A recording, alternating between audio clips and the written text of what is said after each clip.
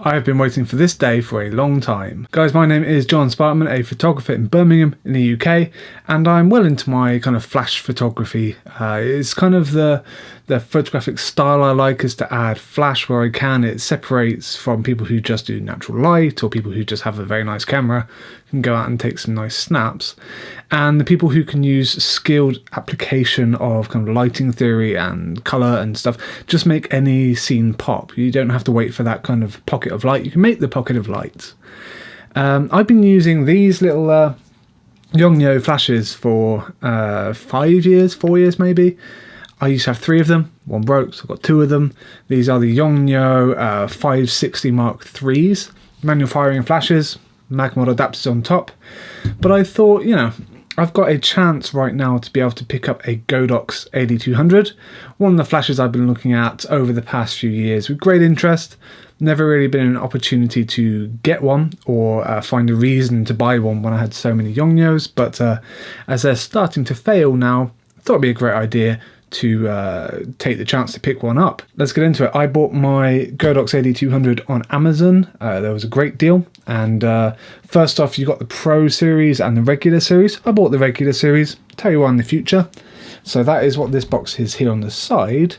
The trigger I had to pick up separately. You have to get a specific one for your camera, so I got the Fujifilm branded one, and I got the cheapest one that they do. There's like 3 they sell, and this is the X1 for Fuji. It's actually shipped by Len Carter, which is pretty nice. Let's go into this one. I'm imagining that the packaging is going to be upside down because I've obscured my address for obvious reasons.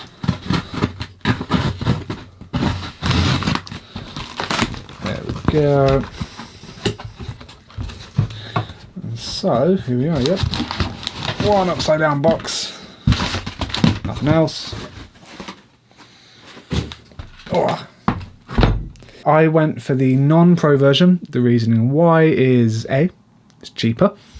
B, the pros offer features that I don't need. So I don't need to have kind of color consistency to a very fine level. I'm not using it for studio kind of reproducing, you know, shots like that. I just need it to supply enormous amounts of power, to have high-speed sync, and to be modifiable, which is my favorite thing.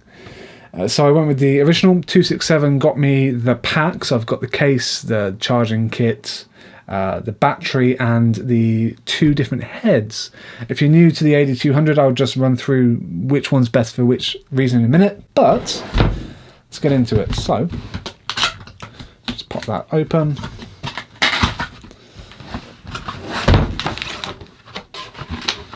And let's have a little look. Cards, microfiber cloth, don't care. There's a lot of packaging here, so QC control means literally nothing to me. The range, which is nice. You've got the V1, which I'm probably going to pick up next. I want to get rid of using little strobe style flash guns. Then we've got the bigger ones. Then we've got the ice light copy. We've got the those wraparound LED panels which you can bend, copies, LEDs. SL series light, I got the 60 version, which is, as I say, perfect. Never leaves the building.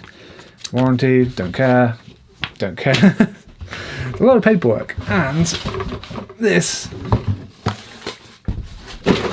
is it. Okay, this is a nice hard shell. We've got the Godox branding on the side. And okay, so it's not the prettiest straight out the box, I'll be honest, with this little piece of kind of bubble wrap, but I guess that's because they couldn't really find anywhere to put this angular bracket. Let's lay this all out. So we've got, oh, and this is that nice closed cell kind of foam, so it's solid and it's cut to shape. I've got the charging brick, and that will just take the figure of 8 plug, which I've got plenty of. We've got the battery. Cap's never going to get used. Got the battery, which is solid, hard plastic. I'm just going to pop that there for now. We've got the flash, and this is actually heavier than I thought it would be. Bear with me, I can't. That's better. Better than I thought it would be. It's bigger and heavier, and actually, if I pop the battery in right away, we've got this kind of groove on the inside, so it will stop us putting it in backwards. So they're nice and good click. I guess here it says bat push, so pop it. Nice quick release. There's actually a nice big spring in there to push that out. So this, compared to a flash gun, it's probably 50% heavier, maybe twice as heavy, depending on which one you've got. I'll just move them out of the way so you can see it a bit easier. It's about the same size, maybe a little bit longer. It's about the same width, which is quite nice. And yeah, it's kind of toe to toe. They're pretty much the same. If I take these Magmod ears off, 1 second. The Fresnel head, or the Fresnel head, the Fresnel head on the top is roughly the same. So at the moment, it's just looking like an inflexible kind of flash gun. I mean, you would have this packed in your camera bag just like this. This obviously has the advantage of bending. This doesn't. This isn't designed to be on camera. There are adapters which will let you put it on camera. We'll get into that maybe in a future video. Plugs, yes. Got a secondary head, and then just in here we've got the, there we go, and just there we've got the bulb attachment. This can be hot swapped out if it ever breaks. I had the AD360, the big old, kind of looks like one of these on steroids. It was one of those and had a battery pack on the side. This took these bulbs. I never broke it in a couple of years. I'm sure these are pretty cheap to replace. And you've got this tightening mechanism here. That is to attach adapters on the side. On the top, the AD200 is sold by other companies around the world, but they are just the same unit with different printing on the sides. And this flash, the reason why I've chosen it over this, or another collection of these, because these are only 40-50 quid each, this is kind of 50 watt flash, so this is 200, so you're going to get much more power. And I mean, this is versioning on kind of the power I get out of my studio strobes, 250 watt flash. And this is portable, this is battery powered, so I don't need to plug it into mains to get it to work. The second reason why I bought it is because this doesn't have high-speed sync. This is one of the lower end, cheaper kind of flashes. This is a high-speed sync, so if I want to really kill the ambient light in a picture, you've got two different ways of doing it.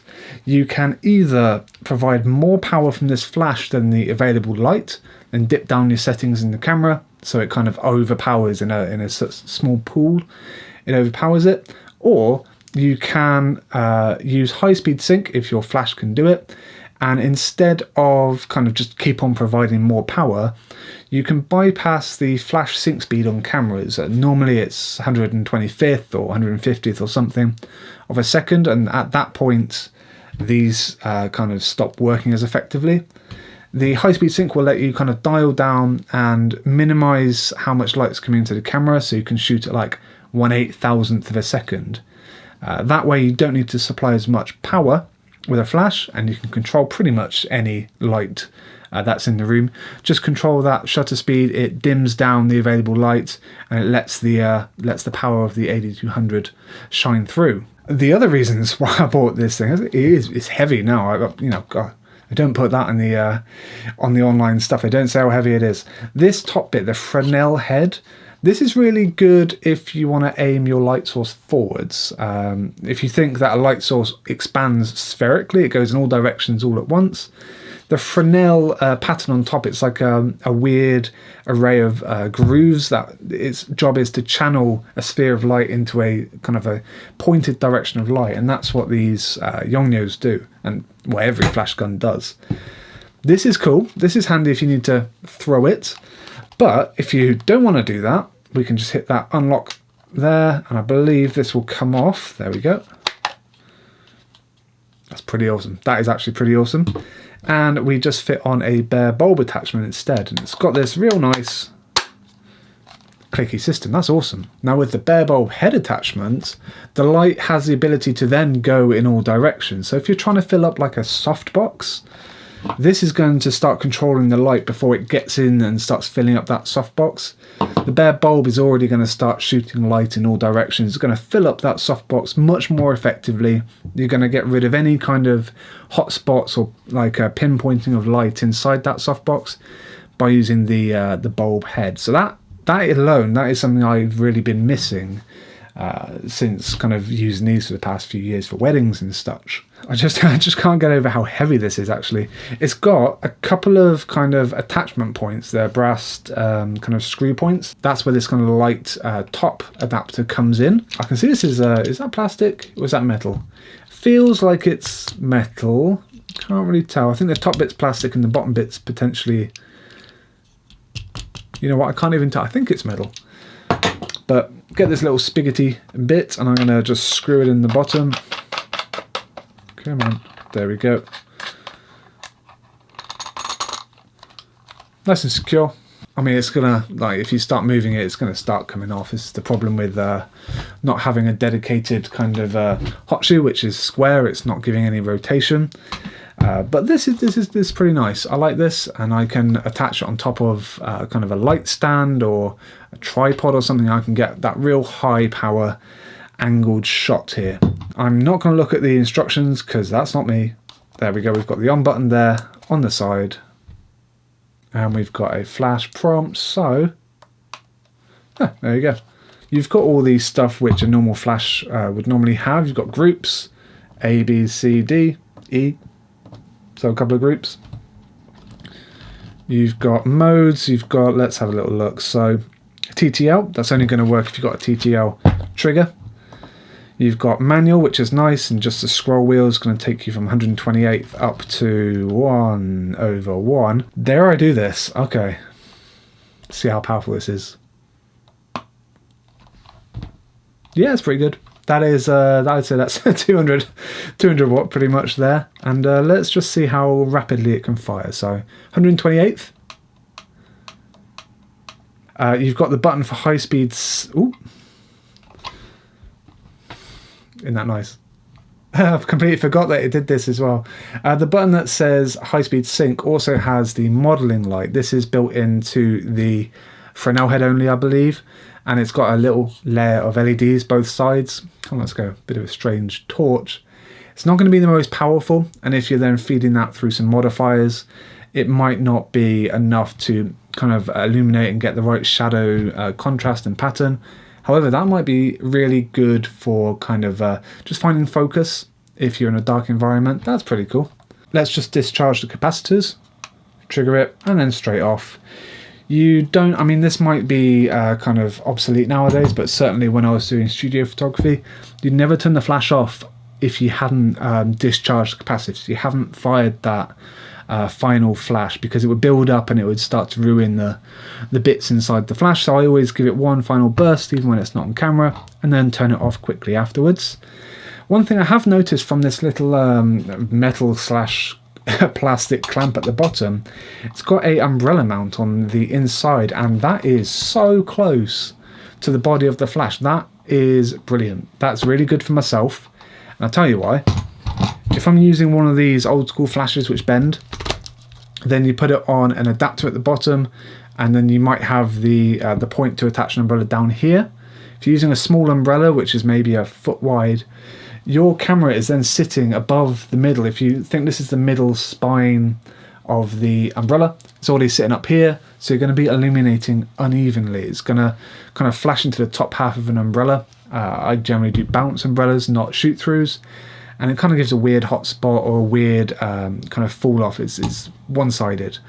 Having that point there where you can fit an umbrella through, that's going to bring it so much closer to the center of the flash. It's going to be there instead of down here somewhere. It's going to give a nice even illumination. So that's not bad actually. And finally, my kind of thoughts of what I'm going to do to max this out and modify it. There is a really cool kind of flash extending cable that you can buy, and what it does, it attaches on the top bit. So you take the top off. There we go, getting the hang of it. Take the top off, a cable point goes here, long cable comes out, and then there's a second point at the other end with a point where you can put your Fresnel head. And it also has on there a tilting hot shoe attachment. So if I want to put this on my camera, This is now a portable battery pack. This can go kind of slung down my side. I can put a loop on kind of this point here, stick it to my dual camera strap, have the cable feed up, and have the head sitting on top of my camera. And that way I've got a 200 watt on-camera flash, which is gonna be absolutely obscene. They're not expensive either. They're like £40 or so. Lastly, to touch on which flash trigger I got the X1. I know they do 3 versions. They do this one, an upgraded version, and then a big old screen version. This was purchased because it was the cheapest, and at the moment I've only got one flash, so I don't need to think about groups and pairing. Secondly, and this is just kind of conjecture at this point, I might be able to, just maybe, put my Yongnuo trigger on top of this one. It's got a hot shoe point. Might be hot shoe, might be cold shoe. It's got a point there, so I could actually have mixing and matching 2 different brands of flash guns at an event whilst I'm in this kind of weird crossover period where I'm waiting to get more of these, but I've still got the old flashes as well. So I could have this on my camera controlling the AD200, then I could have my other trigger going through the top of it controlling my other 2 flashes, and this might be a really good solution. Also, yeah, I mean, I don't really do much with groups or anything, so I'm absolutely fine with it being like the £35 one. I will eventually get rid of that one, get the big screen version, but only when I've got 2 or 3 more Godox flashes. So I hope that has been interesting for yourself. I am going to test this out. I'm going to take it out. I'm going to give it a big old charge first, and then take it out, tap into my MagMod system, stick that on the front, and get some experimental images. I might just do a side-by-side. It's going to be an incredibly unfair side-by-side. It's going to be my, the Yongnuo versus Godox, which is 6 times the price nearly. But I'm sure a lot of you will want to be seeing that. So if you like that content, see you in a future video. Please subscribe.